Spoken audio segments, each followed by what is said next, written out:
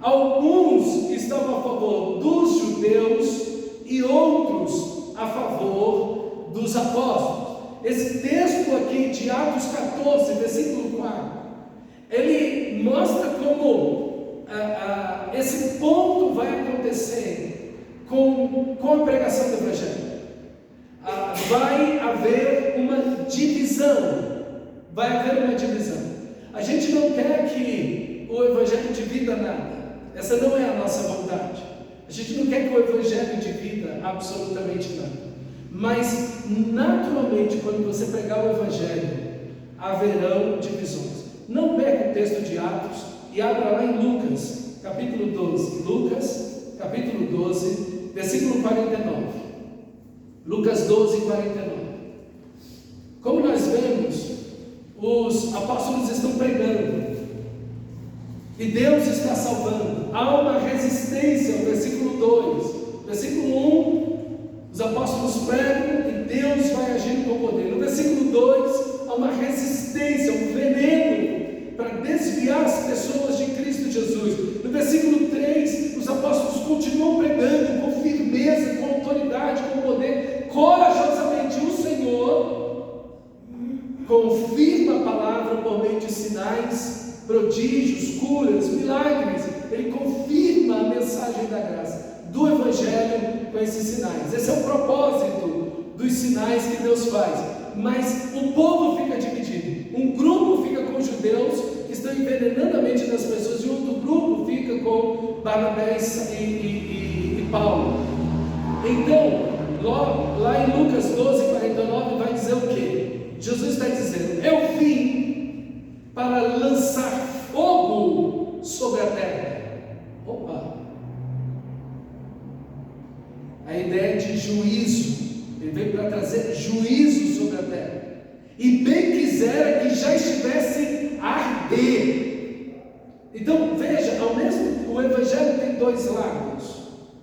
O lado em que o Senhor perdoa o pecado, em que o Senhor estende a mão, Zaqueu, desce depressa, hoje eu vou estar na sua casa, em que Jesus cura os leprosos, que multiplica o pão, que trata com os pecadores em misericórdia, em perdão, em restauração.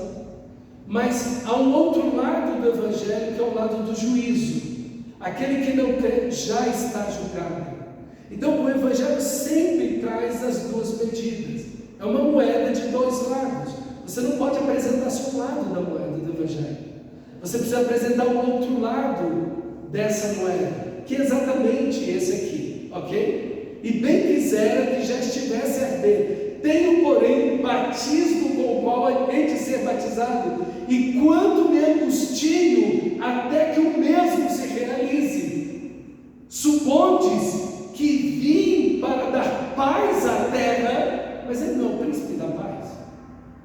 Mas ele está fazendo uma pergunta retórica aqui. Eu não vim trazer paz. Não. A resposta dele é não. Eu vos afirmo. Quer dizer, ao mesmo tempo que ele vem reconciliar os homens com Deus, ao mesmo tempo que ele vem reconciliar o coração dos pais com os filhos e dos filhos com os pais, ao mesmo tempo que ele vem salvar o perdido, ao mesmo tempo ele vem trazer juízo sobre a terra. Então, a paz que ele está dizendo aqui que não veio trazer é exatamente esse juízo sobre aqueles que não creram. Antes, divisão. Não vem trazer paz, eu afirmo, antes divisão, porque daqui em diante estarão 5 divididos numa casa, 3 contra 2 e 2 contra 3. Estarão divididos pai contra filho, filho contra pai, mãe contra filha, filha contra mãe, sogra contra nora e nora contra sogra. Essa última parte já é natural. Perdão, não resisti à piada.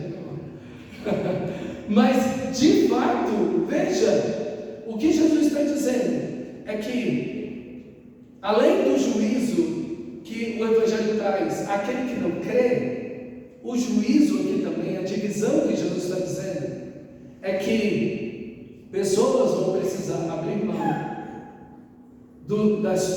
de alguns relacionamentos para seguir Cristo.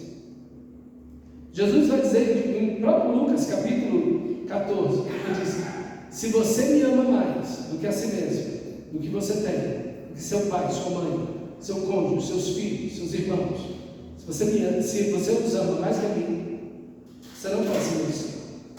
Então, a igreja, o cristão, ele não quer produzir uma divisão, mas naturalmente o evangelho vai produzir uma divisão.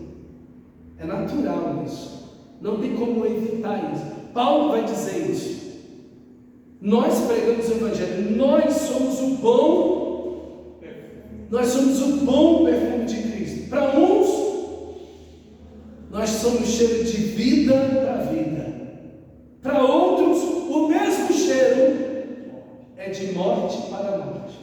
E quem é suficiente para isso? Ninguém pode. Você não vai poder agradar todo mundo. Você não vai poder agradar todas as pessoas. Essa ideia de que nós não podemos produzir escândalos, nesse sentido, não tem jeito. Realmente a igreja não pode produzir escândalos pelo pecado. Não tem como. Deus não nos chamou para isso. Mas, se alguém na minha família me impressar e perguntar, você tem que decidir entre mim e Cristo, perdeu. Vai perder. Porque, lembra de Eli? Qual foi a condenação de Eli? Você honra mais seus filhos, Eli, do que a mim. Os seus filhos estão dentro do templo, do tabernáculo, roubando, adulterando, tendo relações sexuais dentro do tabernáculo, com as mulheres que ficam na porta do tabernáculo. Você sabe disso, e você não fez nada, porque você quer agradar mais os seus filhos que a mim. Por isso, eu vou matar seus filhos e a você. Foi a primeira palavra que Deus deu para o profeta Samuel, que era um menino, né? Foi essa palavra. Imagina um menino recebendo uma palavra, mas foi exatamente aquele texto, Samuel, que a gente acha tão bonitinho, conta para as crianças. Foi isso que Deus disse para Samuel. Você está honrando mais os seus filhos que a mim. Então, irmãos, não tem jeito. Nós não podemos, ou Cristo é o primeiro, ou Ele não vai ser nada na minha. Cristo nunca vai aceitar ser o segundo na minha vida e na sua vida. Nunca. Essa é uma ideia daí, que Ele é o Papai Noel, que Ele é uma espécie de um Deus humanizado, em que as pessoas fazem dele o que quiser e Ele vai aceitar. Não. O Cristo das Escrituras, não. Esse é um Cristo imaginário, um Deus que as pessoas criaram na cultura, mas o Deus da Bíblia não. Amarás o seu teu Deus de todo o seu coração, com toda a tua alma, entendimento e forças. E esse mandamento, que ele é o primeiro e único, que você vai amá-lo, você vai fazer isso ensinando o seu filho. É isso que você vai transmitir ao seu filho. Então, essa mensagem do Evangelho, ela vai dividir. Não tem jeito. Não espere que sua família aceite você. Não, que te amamos, porque você é um cristão, porque você agora vive em santidade, porque agora você vai para a igreja, o teu negócio agora é servir na igreja, nós te amamos por isso. Esquece. É você e qualquer um que decide servir a Deus. A sua família vai se levantar. Se você tivesse, ninguém reclamou de você quando você estava na night. Ninguém reclamou de você quando você estava lá na night. Ninguém reclamou de você, estavam lá junto com você. Mas diga para eles que a sua vida agora é Cristo. Para mim, o viver é Cristo. E morrer é louco. Você ficou louco, é fanático, não sei o quê. Siga a sua fé, meu amigo. Siga a sua fé, meu irmão. Não abra mão de Cristo por nada nem por ninguém. Siga a sua fé. E se dividir. Jesus disse que é dividir. Está aí no texto aberto, diante dos seus olhos. Não tem como. Você não vai poder agradar todo mundo. Você vai ter que fazer uma escolha. Ou Cristo é mais importante que você, ou as pessoas, a cultura, a sua família, seja lá quem for. Ele é mais importante do que qualquer pessoa no mundo. Sejam filhos, cônjuges, seja lá quem for. Ele é mais importante. Essa é a mensagem de Jesus. Se você não tomar a coisa assim, você não pode ser meu discípulo. Jesus disse isso em Lucas 14. Jesus nunca vai aceitar. Você pode até no seu imaginário, não. essa pessoa aqui é a primeira na minha vida, Cristo está em segundo lugar. Esse é o imaginário seu. Você acha que está servindo a Deus, mas não está. Você acha que Deus está com você, mas Ele não está. Deus nunca vai aceitar. Deus não divide a sua glória com ninguém. Deus não divide a sua glória com ninguém. Esse é o Evangelho. Eu não posso diminuir por mim nem por você. Não podemos. Não, olha, Deus te entende, sabe? Aquelas coisas. Não. O Evangelho é isso. É entregar a nossa vida toda inteiramente para Ele. Para sempre. Para sempre. Se são poucos que são salvos, já sabe a resposta. E então, vemos versículo 5: formou-se uma conspiração de judeus e gentios, e judeus, com seus líderes para maltratá-los, matá-los e apedrejá-los, ok? Para tomá-los, capturá-los e apedrejá-los. Então veja a resposta. Aí, novamente, agora a resposta novamente contra o Evangelho. Há uma perseguição, agora o nível, a tensão aumenta. Não é apenas, olha, nós não gostamos de você, você é feio, eu discordo de você, você é feio, eu não gosto mais que você. Passou desse nível. Você e eu experimentamos esse nível. Já é chato e complicado. É esse nível que a gente precisa suportar. Mas aqui o nível passou, agora a gente quer matá-los. Então a resposta é: quando eles souberam disso, versículo 6, fugiram para as cidades licaônicas de Listra e Derbe e os seus arredores, onde continuaram a pregar as boas novas. Continuaram a pregar as boas novas. Meus irmãos, que coisa maravilhosa esse texto. A igreja não para de pregar as boas novas, ela não recua. Você tem uma resistência das pessoas, eles pregam corajosamente, eles falam corajosamente. A igreja não se esconde, a igreja não recua, a igreja não abre mão do Evangelho. Ah não, você é muito radical, você tem que ser mais flexível. A vida, o mundo hoje pós-moderno que a gente vive, né? É um mundo tão plural, é um mundo colorido, é um mundo tipo um arco-íris, onde tem várias verdades, cada um tem a sua verdade. Você não pode ser radical dizendo que tem luz e trevas, Deus e o diabo, a vida e a morte. Você não pode ser radical assim. As coisas são mais flexíveis, né? Nós somos pensantes, nós não somos. Você tem que abrir mão, você tem que flexionar mais a vida. Você gosta de santidade, né? Você quer ser muito santão e tal. Todo mundo que eu ouvi falar assim estava vivendo em pecado. Eu vi crente falando assim. Não, o Glauco só quer ser um santarrão. A pessoa está vivendo imoralidade. Não é por causa do adolescente. A pessoa está vivendo imoralidade com o namorado. E dizia que eu só queria ser o santarrão. Por favor, por favor. E aí, quando Deus disse para mim não beijar a mulher mais bonita do mundo, com quem eu iria casar, glória a Deus. Não, você é radical demais. O Glauco é muito radical. Olha que radical é o Glauco. Quem estava falando isso? Estava na imoralidade. E a gente lá direitinho, servindo o Senhor, na santidade, né? Doido para beijar aquela morena, mas não dava, tudo, glória a Deus. Vamos fazer o quê? Vamos servir o meu Senhor. E alguém pode dizer um amém? Então assim, a gente luta. Mas, meu irmão amado, fique firme. Você tem resistências na sua família. Se você não tivesse, é porque você não é um cristão. Nós naturalmente vamos ter essas resistências. Naturalmente. Faz parte. Mantenha-se firme. Não crie a terceira guerra mundial, mas fique firme nos princípios, valores de Cristo, seguindo a Cristo, amando a Cristo. Não importa o que as pessoas vão falar.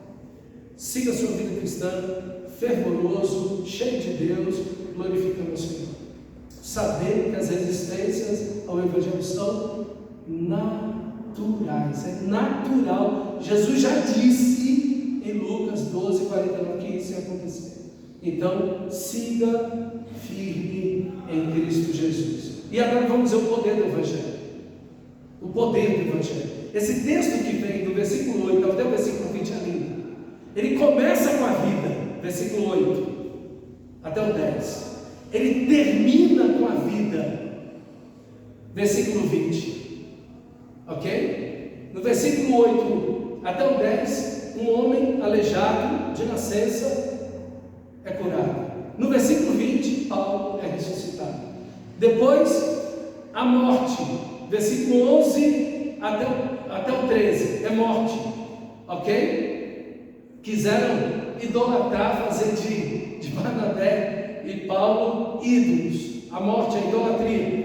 E aí no versículo 19, chegam os judeus de Antioquia e apedrejam Paulo, arrastando para fora da cidade. Morte com a idolatria, morte com Paulo.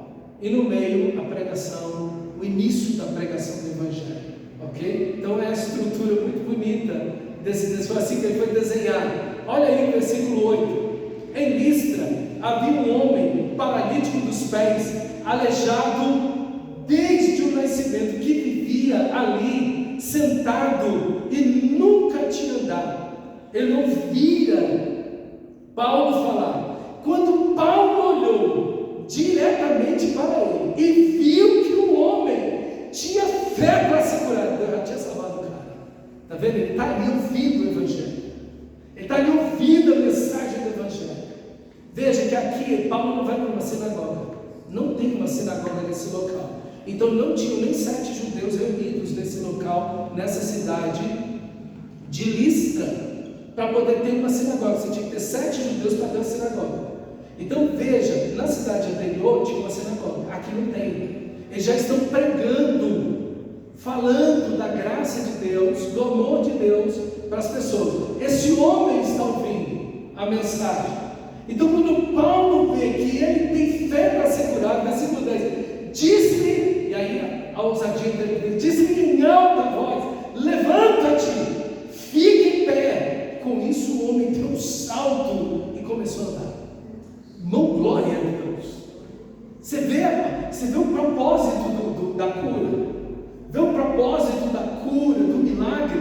É exatamente esse. É confirmar essa mensagem da graça. É que as outras pessoas vejam o poder do nome de Jesus, da cruz, da morte, da ressurreição do Senhor. Então, veja aqui que Paulo agora ele está no ambiente não de uma sinagoga, onde as pessoas têm todo aquele contexto de Abraão, Isaac e Israel, né, esperando o Messias, aquela coisa toda. Não, aqui ele está falando com pessoas 100% pagão, ok? 100% pagão. Então Deus vem, Paulo percebe que o homem foi salvo, ele percebe que o Espírito de Deus salvou aquele homem, a fé daquele homem para ser curado. Então Paulo na mesma hora manda o homem se levantar, e o homem saltou e saiu andando. O resultado, você pensa, o povo vai se converter, a morte chega. Você puxa a vida, Deus abençoou, Deus fez um milagre, e agora a morte chega. Olha a morte, o que é? Versículo 11. Ao ver que Paulo fizera, a multidão começou a gritar em língua licaônica. Aqui Paulo e Barnabé não entendem. Provavelmente Paulo e Barnabé não estão pregando em licaônico, eles estão pregando em grego, que era a língua fluente comum, ou latim, que era a língua que todo mundo falava, a língua do comércio. Então todo mundo falava essa linguagem, o idioma, tanto o grego quanto o latim, porque era a língua comercial. Você ia na praça, você ia no comércio, na venda, na feira, todo mundo no mercado, todo mundo falava o grego e o latim, principalmente o grego. Então Paulo provavelmente está pregando em grego. Quando isso acontece, eles começam a falar em língua licaônica. Então provavelmente Paulo e Barnabé não entendem o que eles estão falando. Os deuses desceram até nós em forma humana. Era uma lenda que tinha nesse povo, de que Júpiter e Mercúrio tinham vindo em forma de homem. Havia uma lenda deles dizendo isso, eles acreditavam nisso. E agora, com um milagre desse acontecendo no meio da rua, no meio da praça, ok? Ou do mercado, não sei onde eles estão pregando, mas é um lugar movimentado. E as pessoas veem aquilo, eles tomam exatamente nesse sentido. A Barnabé chamaram Zeus, que era o principal deus do panteão grego, provavelmente porque Barnabé era mais alto, mais forte do que Paulo, ok? Paulo, a descrição que a gente tem de Paulo no primeiro século, no segundo século, é que Paulo era franzino, magrinho, narigudo, careca e tal. Então Paulo não era um cara, e ele mesmo diz: a minha aparência é fraca. Paulo vai dizer isso em Corinto, e realmente ele não era de uma aparência que chegava impunha-se aí, mas Barnabé não parece, por dar o nome a ele, a Zeus, provavelmente é um tamanho de estatura, ok? De Barnabé. Aí, para Paulo, disseram que ele era Mercúrio, porque, ou Hermas, que é a mesma coisa, Hermas ou Mercúrio, depende aí da sua tradução, que era aquele que tinha a maior capacidade de comunicação, ok? Porque ele era portador da palavra. Entre os deuses, Zeus era muito grande, forte, poderoso, Júpiter ou Zeus, é a mesma coisa, e aqui Hermas ou Mercúrio, depende da tradução, Hermas ou Mercúrio, que vai ser aí aquele que fala, ok? Aquele que tinha maior habilidade linguística, ok? Entre os deuses deles, eles acreditavam nisso. O sacerdote de Zeus, cujo templo ficava diante da cidade, trouxe bois e coroas de flores, grinaldas, à porta da cidade, porque ele e a multidão queriam oferecer sacrifícios a Paulo e Barnabé, achando que eles eram deuses. Aí parece que Paulo e Barnabé entenderam. Quando eles viram os bois, as grinaldas e o culto começando, vai ser nós. Vamos abrir uma igreja com o nosso nome. É quase um negócio, é quase um negócio assim, ok? Olha aí, agora veja, vida e morte. Agora, o início da pregação do Evangelho, versículo 14. Ouvindo isso, os apóstolos Barnabé e Paulo rasgaram as suas roupas e correram para o meio da multidão, gritando: homens, por que vocês estão fazendo isso? Nós também somos humanos como vocês. Estamos trazendo o Evangelho, as boas novas a vocês, dizendo que se afastem destas coisas vãs e se voltem para o Deus vivo, que fez o céu, a terra, o mar e tudo o que neles há. Veja, irmãos, ele não vai falar de Jesus agora. Eles estão num ponto tão elementar da idolatria que eles tinham que ouvir primeiro do Deus que fez os céus, a terra e o mar. Era exatamente isso que estava na cabeça deles. Esses deuses vieram até nós. Eles estão dizendo não. E aqui tem algo muito importante, irmão, que a gente precisa fazer. Nós vamos sempre dizer para as pessoas: nós somos homens como vocês. Deus usava Paulo e Barnabé para fazer milagres, curas, libertações. Coisas maravilhosas aconteciam. Muita gente se convertendo, graças a Deus. Mas eles disseram: nós somos homens como vocês. Essa humildade que o Evangelho produz, o verdadeiro Evangelho produz, esse sentido em nós. Se alguma coisa boa está acontecendo, não somos nós, é o Senhor. Não fui eu não ganhei ninguém para Jesus, foi o Senhor que fez. É o Senhor que está fazendo, é Ele que está realizando, é a mão dele. Convém que Ele cresça, que eu diminua. É sempre a ideia do Evangelho. A ideia do Evangelho é olhar para Jesus e como Jesus viver com Ele. O Filho do Homem não veio para ser servido, mas para servir e dar a sua vida em resgate poderoso. É o mesmo Senhor que despiu a sua roupa cingiu-se da toalha e lavou os pés dos apóstolos. Esse senso de unidade, ele é tão importante na vida do cristão. Tão diferente, irmãos, dessa ideia que você está tendo hoje. Eu sou filho do rei. Eu sou a princesa, o príncipe. Eu sou... É bem diferente dessa ideia aqui. Essa ideia que é a ideia da unidade. A ideia que nós somos iguais a qualquer pessoa. Se tem ali um mendigo, você é igual a ele. Você não é melhor do que ele. Você não é melhor do que ninguém, nem eu nem você. Não somos melhores do que ninguém. Tem ali um mendigo, drogado, prostituta. Nós somos exatamente iguais a eles. Sem a graça de Deus, não somos nada. E se fomos salvos, não merecemos nada. Foi a graça de Deus. E estamos tão perdidos sem a graça de Deus quanto qualquer um deles. Essa consciência da graça de Deus, isso é muito importante. Muito, mas muito importante. Porque isso não nos deixa achar que somos mais do que ninguém, mais do que os outros, dentro da igreja, em casa, aonde estivermos, entendermos que somos iguais a todas as pessoas. E o Evangelho é isso. Convertam-se da idolatria. Idolatria e paganismo é sempre a mesma coisa. O paganismo e idolatria são sempre a mesma coisa. Os idólatras não herdarão o reino dos céus. Não herdarão o reino dos céus. Então, as pessoas que adoram imagens, estátuas, o dinheiro, o próprio corpo, o sexo, seja lá o que for, não herdarão o reino de Deus. Os idólatras, eles estão banidos do reino de Deus. Por isso que Paulo e Barnabé ficam tão desesperados, porque há um único Deus, um único Deus.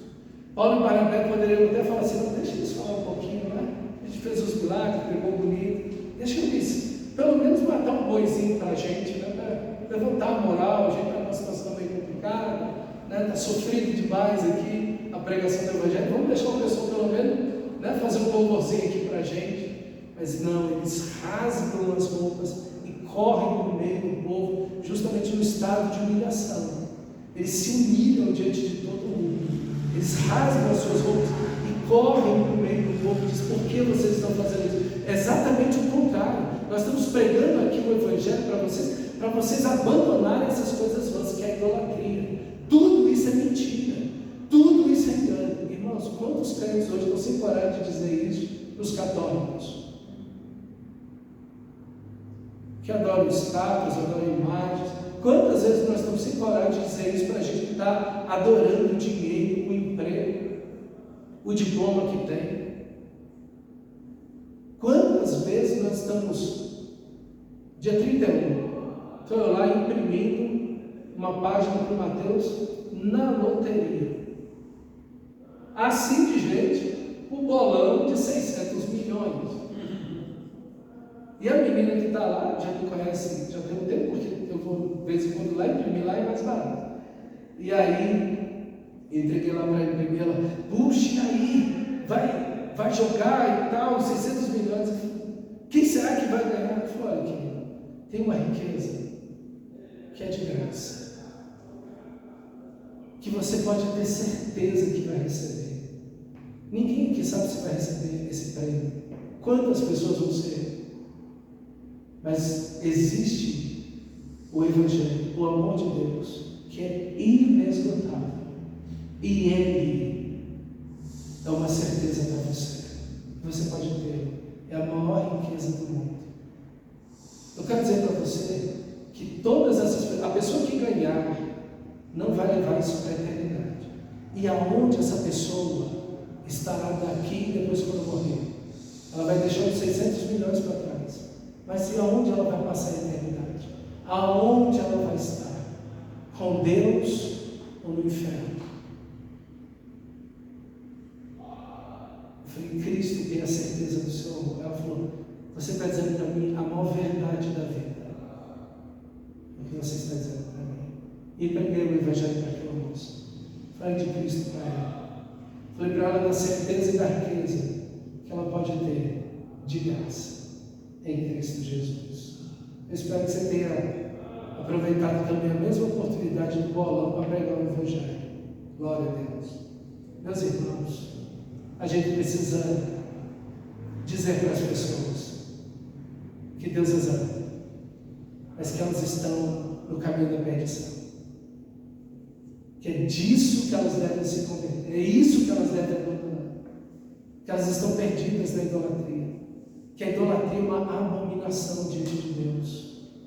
É uma abominação diante de Deus. Às vezes a gente está calado diante do católico, do idólatra, do ateu, de um monte de gente aí que está negando Deus. E a gente fica caladinho, meio amedrontado.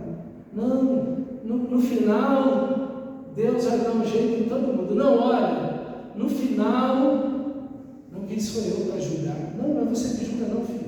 Você não precisa ajudar ninguém. Nem deixou eu para julgar. Você só cita a Bíblia.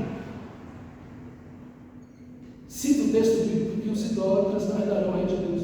1 Coríntios, Gálatas. Não, simplesmente. Cita o texto. Não é você que está julgando, é a Bíblia que está dizendo. É a Bíblia que está dizendo. Tenha coragem, cristão. Tenha coragem. Pregue o Evangelho. Pare de querer ser o politicamente correto. Nem eu quero estar bem com todo mundo. Porque eu não quero almoçar amanhã sozinho. Não. Pregue o Evangelho. Pregue o Evangelho. Com coragem, com amor. Mas diga para eles toda a verdade. Que Deus quer tirá-los dessa vida. É exatamente o que eles fazem. Ok?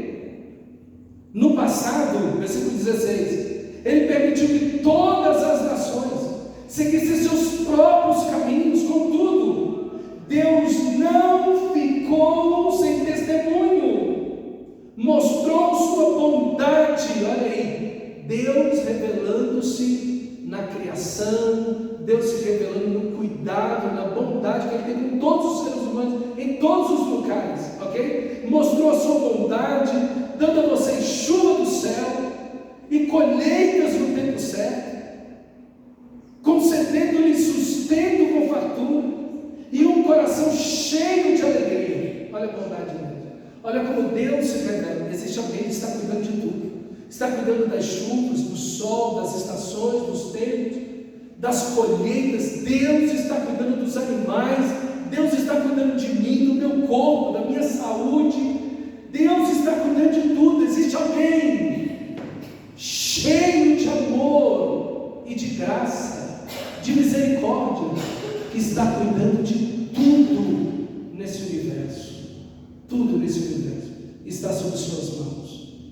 Essa, como Paulo vai dizer em Romanos, essa é uma alusão a Romanos capítulo 1, que Deus se revelou na criação. Deus, aquilo que de Deus não se pode ver, seu divino poder e a sua divindade são claramente vistos por meio das coisas que foram criadas. Por isso tais homens são indesculpáveis, porque tendo o conhecimento de Deus, não glorificaram o nome de Deus, nem lhe deram graças, antes se tornaram nulos em seus próprios pensamentos e adoraram a criatura no lugar do Criador, que é bendito eternamente. Amém. E fizeram para si estátuas. É o primeiro pecado que Paulo condena em Romanos.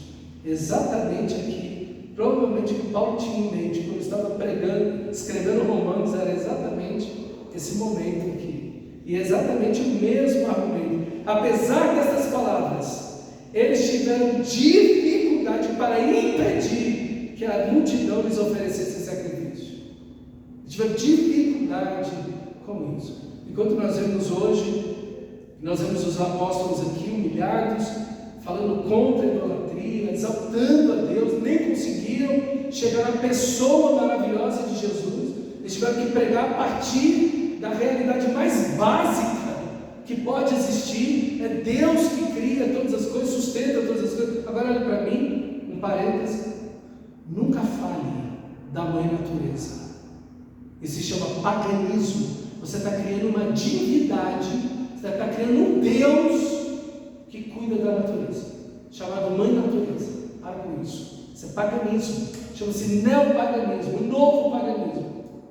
essa idolatria que existe. Deixa-se de quem criou todas as coisas, a tudo sustenta, é o nosso Senhor, o único Deus. Ele é o Criador, não existe outro. Nada existiu, como diz João capítulo 1. Ele criou todas as coisas, e sem Ele, nada do que foi feito se fez. Ele é o Criador. Nada no mundo existe de si mesmo. Tudo é criado por Ele. Tudo é por meio dEle. E tudo é para a glória dEle. Meus irmãos, Deus é o Criador. Olha, quando você ouvir alguém falando da mãe natureza, você com muita educação e amor, você corrige essa pessoa. Ele disse, não existe mãe natureza. Existe um Pai que criou tudo, o Deus que criou tudo, e a tudo sustenta. A mãe natureza não existe. Essa é uma ideia de que a natureza, ela de si por si mesmo se recria, como se a natureza fosse uma divindade, um Deus que a si mesmo existe e se cria de si mesmo. Ok? Isso é totalmente errado.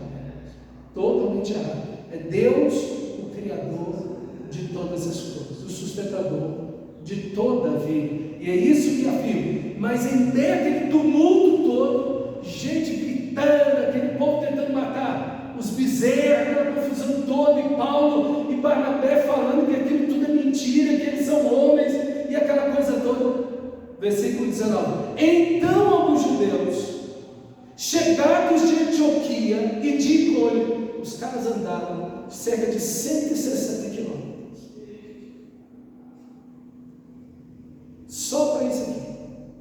Só para perceber. Gente, quando você prega o Evangelho, olha, tem resistência. Tem resistência. De Antioquia e de Icônio, instigaram as multidões, apedrejaram Paulo e arrastaram-no para fora da cidade, pensando que estava bom. Então o que aconteceu aqui?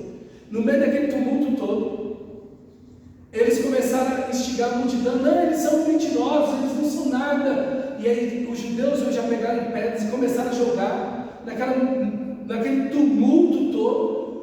Barnabé parece que não consegue ficar perto de Paulo ali, parece que porque Paulo falava, pegaram Paulo e houve literalmente um linchamento.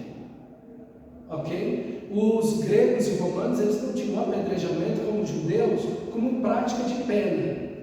Esses apedrejamentos e linchamentos aconteciam como em meio a um tumulto.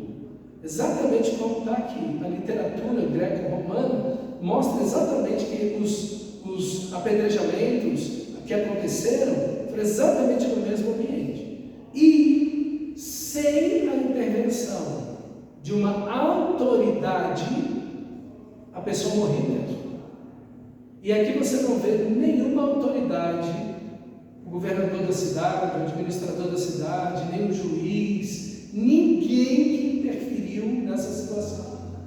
Ninguém interferiu nessa situação. Então Paulo fica na mão daquela multidão, agora instigada e enfurecida, e batem Paulo, espancam Paulo, apedrejam Paulo, sem nenhum limite. Sem nenhum limite. Às vezes o nosso texto começa com Paulo curando um homem aleijado de nascença. E Paulo não vai se ressentir de Deus. Não vai se ressentir. Hoje eu entreguei minha vida para ti, Senhor. Estou pregando o Evangelho, estou fazendo tanta coisa por ti. E o Senhor me deixa passar por isso. O Senhor me deixa na mão dessa gente louca aí. Me bateram de pau, me deram um soco na cara, me espancaram, me arrebentaram inteiro, com pedra, com pau, com tudo. Me jogaram a chute para fora da cidade. E o Senhor deixou. Não é isso que eu e você pensamos? Não é esse o sentimento que nós temos? Não precisa nem isso acontecer. Às vezes acontece uma coisinha com a gente, você vira para Deus e diz, poxa Deus, por que você deixou isso acontecer? E já se volta contra Deus.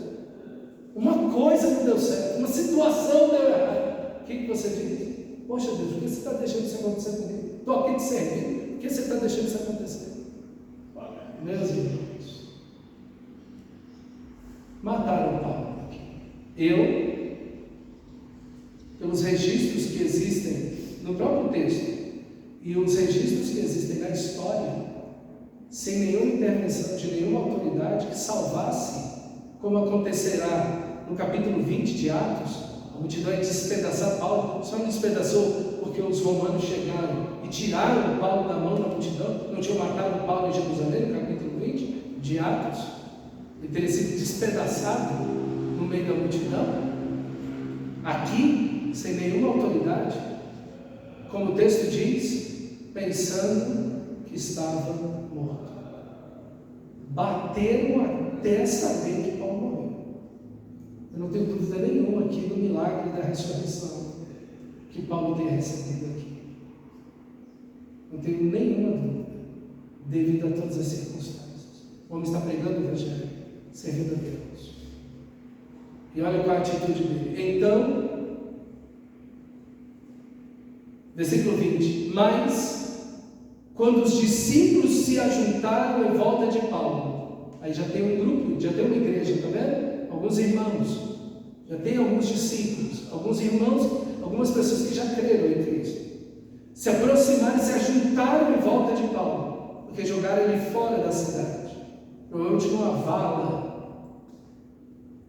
Ele se levantou e voltou para a cidade, e no dia seguinte partiu com Barnabé para Derbe, que era uma distância de 50 quilômetros.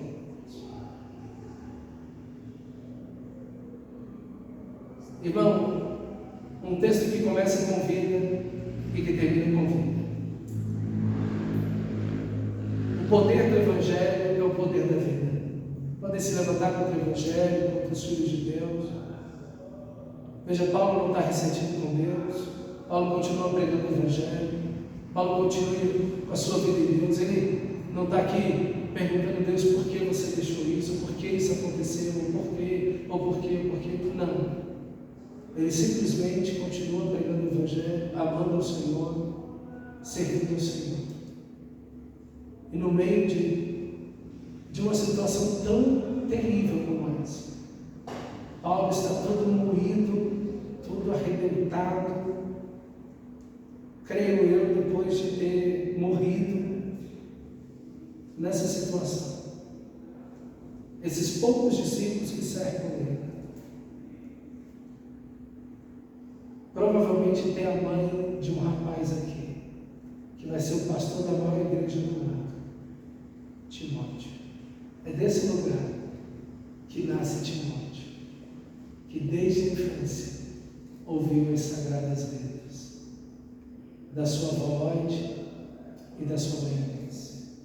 Às vezes nós passamos momentos difíceis, duros, penosos, mas desses momentos, no meio desses rochedos, Deus pode fazer nascer uma linda flor que vai brilhar e vai servir no reino de Deus. E foi exatamente o que aconteceu.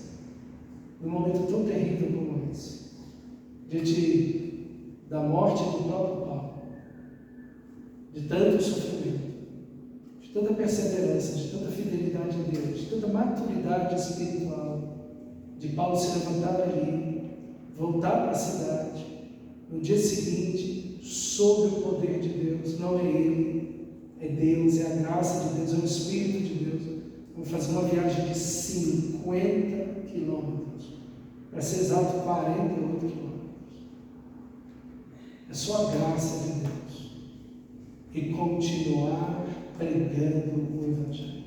Meus irmãos, que testemunho de paixão por Deus de para mim e para você.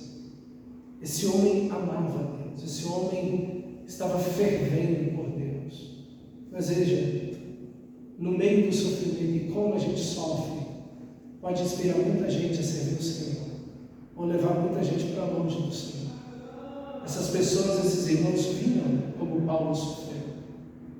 e como ele reagiu ao sofrimento injusto. E isso inspirou mais pessoas a conversar. A maneira como eu e você sofremos vai inspirar ou escandalizar muita gente. Vai trazer pessoas para Cristo ou afastar pessoas de Cristo. Depende de como nós estamos reagindo ao sofrimento, às injustiças, às dores, aos experimentos que estamos passando. Que texto maravilhoso, irmão. Que exemplo para mim e para você é o apóstolo Paulo aqui. Mas acima de tudo, lembre, não é Paulo. Como ele diz, é a graça de Deus em mim. A graça que está sobre Paulo, a graça que ressuscita Paulo, que faz Paulo corajoso, que faz Paulo viver tudo isso, é a mesma graça, é o mesmo Espírito que está sobre você. Está sob luta, dificuldade, pressões, injustiças, dores, sofrimentos, amado irmão. O Senhor está com você. E o mesmo Senhor vai levantar você, vai erguer você, vai fortalecer você e vai te fazer caminhar e continuar na sua obra e no seu reino. Porque Ele é bom, porque Ele vai conosco. Nunca te deixarei, nunca jamais te abandonarei. Obrigado, Senhor. Obrigado. Tudo que podemos